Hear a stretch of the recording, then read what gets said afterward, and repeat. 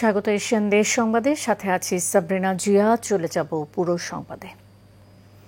বিএনপির সিনিয়র যুগ্ম মহাসচিব রুহুল কবির রিজভী বলেছেন, কিছু কিছু দল পিআর ও সংস্কারের কথা বলছে, কেন নির্বাচন বিলম্বিত করছে। দুপুরে ব্রাহ্মণবাড়িয়া শহরের লোকনাথ ট্যাঙ্কের পাড় ময়দানে জেলা বিএনপির সদস্য নবায়ন এবং প্রাথমিক সদস্য সংগ্রহ কর্মসূচি উদ্বোধনকালে প্রধান অতিথির বক্তব্যে এসব কথা বলেন তিনি। আরও বলেন, হঠাৎ করে দু একটি রাজনৈতিক দল পিআর পদ্ধতিতে নির্বাচনের কথা বলছে। মূলত এই পিআর পদ্ধতিতে নির্বাচন হলে জনগণের হাতে প্রার্থী বাছাইয়ের সুযোগ থাকবে না, দলের প্রতীকে ভোট দিতে হবে। বরং পিআর পদ্ধতিতে নির্বাচন হলে রাজনৈতিক দলগুলো আরও বেশি কর্তৃত্ববাদী হয়ে উঠতে পারে। সভায় কেন্দ্রীয় বিএনপির অর্থনৈতিক বিষয়ক সম্পাদক খালেদ হোসেন মাহবুব শ্যামলের সভাপতিত্বে বিশেষ অতিথি ছিলেন বিএনপির কুমিল্লা বিভাগীয় সাংগঠনিক সম্পাদক অধ্যক্ষ মোহাম্মদ সেলিম ভূঁইয়া।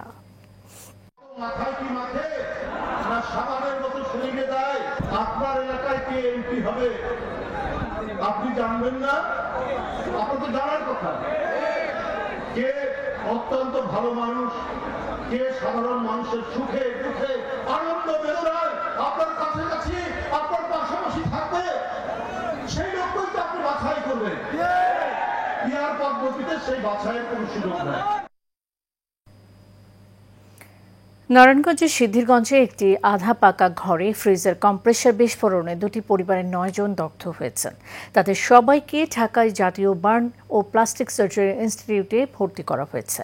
ভোরে সিদ্ধিরগঞ্জ থানার হিরাজিল গ্রামে এই ঘটনা ঘটে। শুরুতে ঘটনাটি গ্যাস লাইন থেকে বিস্ফোরণ বলে জানা গেলেও পরে জানা যায় ফ্রিজের কম্প্রেসার বিস্ফোরণ থেকে আগুন লেগে দগ্ধ হন তারা। আদমজি ফায়ার সার্ভিসের senior station officer Mohammad Miron Mia বলেন, আমরা ঘটনাস্থলে গিয়ে ফ্রিজটি পরীক্ষা করেছি। দেখা যায় ফ্রিজের কম্প্রেসারটি বিস্ফোরণের ফলে ফেটে গেছে। এই বিস্ফোরণ থেকেই আগুনের সূত্রপাত হয় এবং এতে পরিবারের সদস্যরা দগ্ধ হন। জাতীয় বার্ন ও প্লাস্টিক সার্জারি ইনস্টিটিউটের ভারপ্রাপ্ত আবাসিক সার্জন ডক্টর সুলতান মাহমুদ শিকদার বলেন, 9 জনকে দগ্ধ অবস্থায় ভোরে হাসপাতালে আনা হয়েছে। আগুন লাগতে লাগতে এরা সবাই 9 জন মানুষ পুরো পুড়ে গেছে। 1 মাসের একটা বাচ্চা ওটাও পুড়ে গেছে। ওটার পুরো শরীর ব্যান্ডেজ করে অক্সিজেন লাগায় নাকে পাইপ দিয়ে আর কি রাখছে। 4 বছরের একটা বাচ্চা, ওটার অবস্থা খুবই খারাপ। উনি যখন দৌড়তেছে বুঝি নাই যে আগুন, সবসময় ওই দিক থেকে পানি দিতেছে করতেছে, এদিক থেকে বলতেছে আগুন আগুন, তখন বলছে।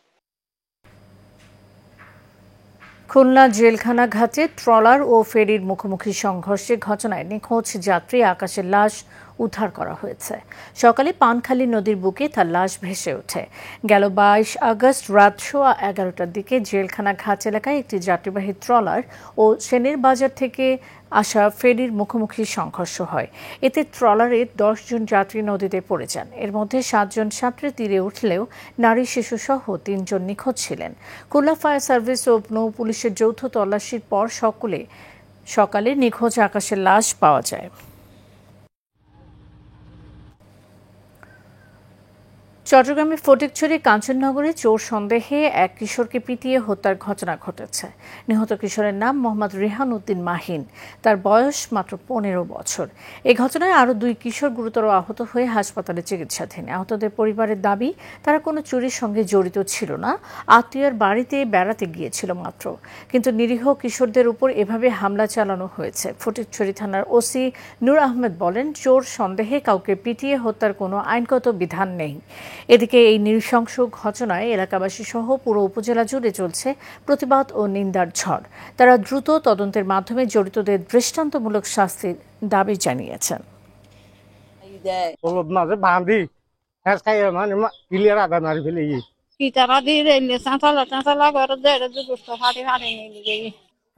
মারানো উচিত আছিল, তার আইন আছে, আদালত আছে। এই বাড়ি ভিতর বেগুন যা মাঝি তা বেগুন এই বাড়ি ভিতর আছে, আসামে বেগুন আছে। আমার জানা মতে 2 জন গ্রেপ্তার হয়েছে। বাকি আসামিদের গ্রেপ্তারের জন্য অভিযান চলমান আছে বলে আমি জেনেছি এবং পুলিশ সর্বোচ্চ গুরুত্বের সাথে এই মামলাটিকে নিয়েছে বা এই ঘটনাটিকে নিচ্ছে। মোংলা বন্দরের পশুর নদীতে বালখেট থেকে পড়ে রমজান হোসেন রাব্বি নামের এক লস্কর নিখোঁজ হয়েছেন। তার খোঁজে তল্লাশি চালাচ্ছেন ফায়ার সার্ভিস, কোস্টগার্ড, নৌবাহিনী ও নৌ পুলিশ সদস্যরা। ভোরে এ দুর্ঘটনা ঘটে।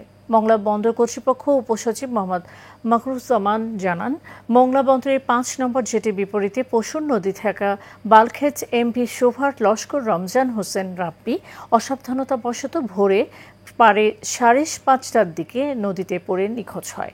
খবর পেয়ে ওই এলাকায় তল্লাশি অভিযান শুরু করে কোস্টগার্ড, নৌবাহিনী ও ফায়ার সার্ভিস। তাদের কার্যক্রমে বন্দর কর্তৃপক্ষ তদারকি করছে।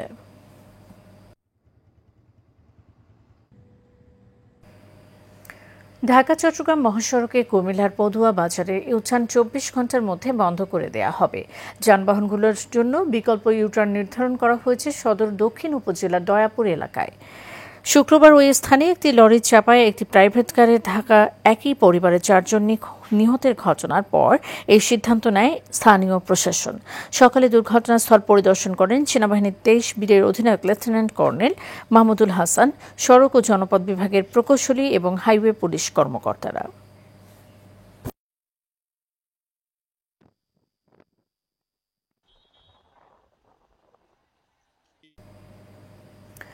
গাজীপুর সদর উপজেলার আওতাধীন ভাওয়ালগড় ইউনিয়ন বিএনপির কর্মী সভা অনুষ্ঠিত হয়েছে। ভবানীপুর মুক্তিযোদ্ধা কলেজ মাঠে বাংলাদেশ জাতীয়তাবাদী দল বিএনপির সাংগঠনিক কার্যক্রমকে গতিশীল ও সুসংগঠিত করার লক্ষ্যে এই আয়োজন করা হয়। উক্ত কর্মী সভায় গাজীপুর সদর উপজেলা বিএনপির আহ্বায়ক আবু তাহের মুসল্লির সভাপতিত্বে ও সদস্য সচিব আবু বকর সিদ্দিকের সঞ্চালনায় প্রধান অতিথি হিসেবে উপস্থিত ছিলেন বিএনপির কেন্দ্রীয় কমিটির সহ স্বাস্থ্য বিষয়ক সম্পাদক ও গাজীপুর জেলা বিএনপির সিনিয়র যুগ্ম আহ্বায়ক অধ্যাপক ডক্টর এস.এম. রফিকুল ইসলাম বাচ্চু।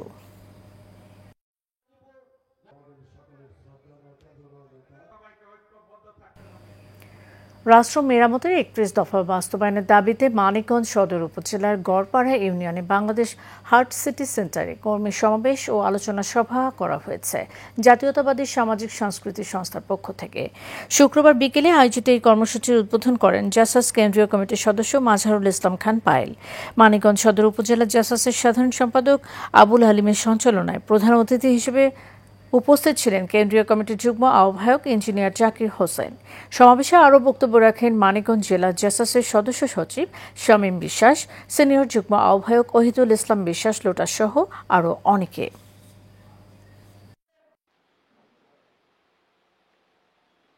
বাংলাদেশ জাতীয় ভূমিহীন আন্দোলনে কেন্দ্রীয় কমিটির সম্মেলন অনুষ্ঠিত হয়েছে। শুক্রবার কালিয়াকৈর উপজেলার শফিপুর বাজারে ভূমিহীন আন্দোলন অস্থায়ী কার্যালয়ে এই সম্মেলন অনুষ্ঠিত হয়।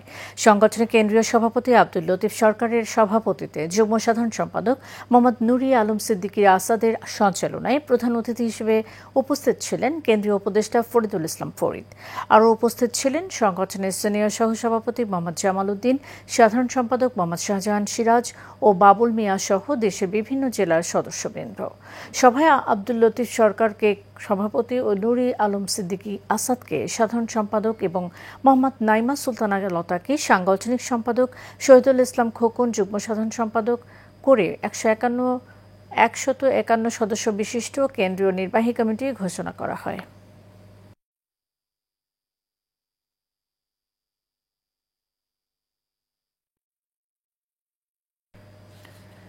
গাজীপুরের কোনাবাড়ির আমবাগ এলাকায় 2টি নির্বাচনী অফিস পরিদর্শন করেন বাংলাদেশ জাতীয়তাবাদী দল বিএনপির ঢাকা বিভাগীয় সাংগঠনিক সম্পাদক সাইদুল আলম বাবুল। এ সময় 2026 সালের ফেব্রুয়ারির প্রথম দিকে একটি অবাধ, সুষ্ঠু ও নিরপেক্ষ নির্বাচনের মাধ্যমে জনগণের প্রত্যক্ষ ভোটে নির্বাচিত সরকারই দেশে শান্তি শৃঙ্খলা ফিরিয়ে আনবে বলেও তিনি আশা ব্যক্ত করেন।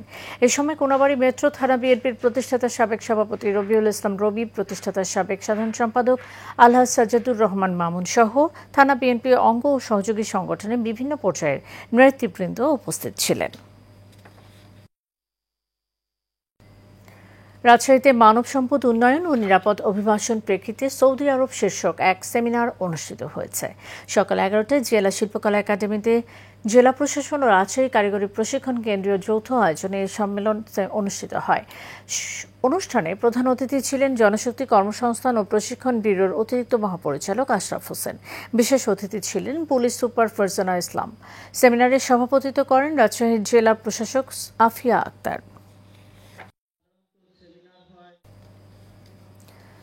বাংলাদেশ জামায়াতে ইসলামী রংপুর পীরগঞ্জ উপজেলা শাখার উদ্যোগে রুকন ইউনিয়ন ও ওয়ার্ড সভাপতি সেক্রেটারি সম্মেলন 2025 অনুষ্ঠিত হয়েছে। বাংলাদেশ জামায়াতে ইসলামী পীরগঞ্জ উপজেলা শাখার আমির অধ্যাপক মাওলানা মিজানুর রহমানের সভাপতিত্বে অনুষ্ঠানে প্রধান অতিথি হিসেবে উপস্থিত ছিলেন কেন্দ্রীয় মজলিসে শুরার অন্যতম সদস্য ও রংপুর জেলা শাখার আমির অধ্যাপক গোলাম রব্বানী। এছাড়া বিশেষ অতিথি হিসেবে উপস্থিত ছিলেন রংপুর জেলা শাখার সেক্রেটারি আলহাজ মাওলানা এনামুল হক।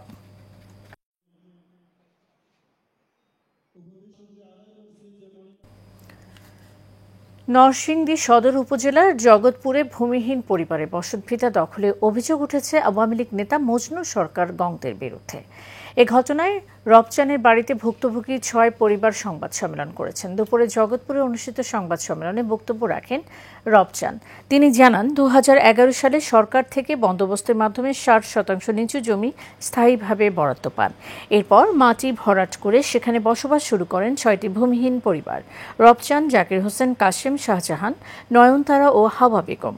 কিন্তু আওয়ামী লীগ নেতা মজনু সরকার, আমির হোসেন আলতাফ ও শেখ ফরিদ গং জমিটির উপর লোলুপ দৃষ্টি রেখে প্রতিনিয়ত সন্ত্রাসীদের দিয়ে অস্ত্রের মহড়া চালাচ্ছেন এবং জোরপূর্বক উচ্ছেদের চেষ্টা করছেন বলে অভিযোগ করেন তিনি।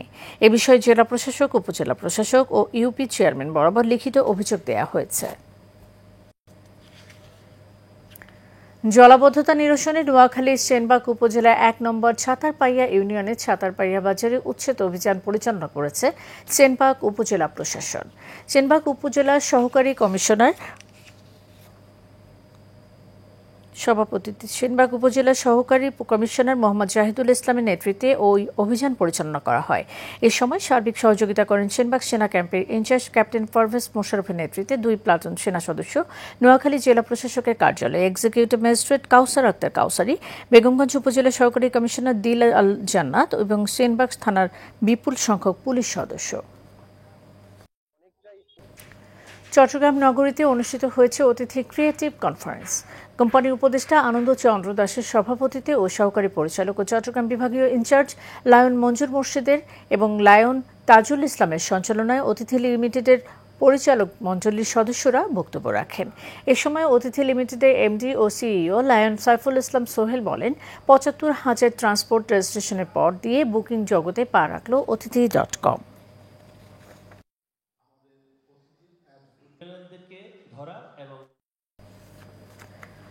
সাভারের আশুলিয়ায় আরাফাত রহমান কোকো স্মৃতি ফুটবল টুর্নামেন্টের ফাইনাল খেলা অনুষ্ঠিত হয়েছে। শিমুলিয়া যুব সমাজ বিএনপি আয়োজনে খেলায় নয়াপাড়া বন্ধুমহলকে ১-০ গোলে হারিয়ে চ্যাম্পিয়ন হওয়ার গৌরব অর্জন করেন শান্তিপাড়া একাদশ।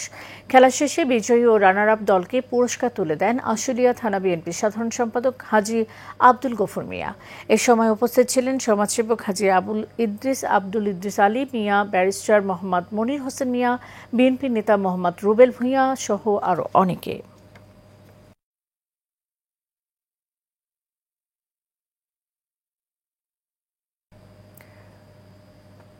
সাভারে ধরেঞ্জা এলাকায় সেন্ট ভিনসেন্ট ফুটবল টুর্নামেন্টের ফাইনাল খেলা অনুষ্ঠিত হয়েছে।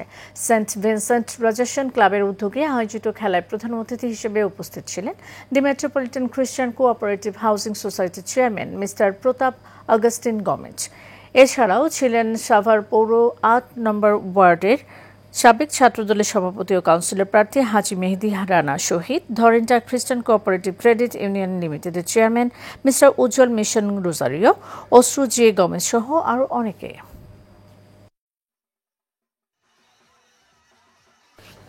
দর্শক, এশিয়ান দেশ সংবাদ এ পর্যন্ত। পরের সংবাদ সন্ধ্যা ৬টায় দেখার আমন্ত্রণ রইল। ধন্যবাদ সাথে থাকার জন্য।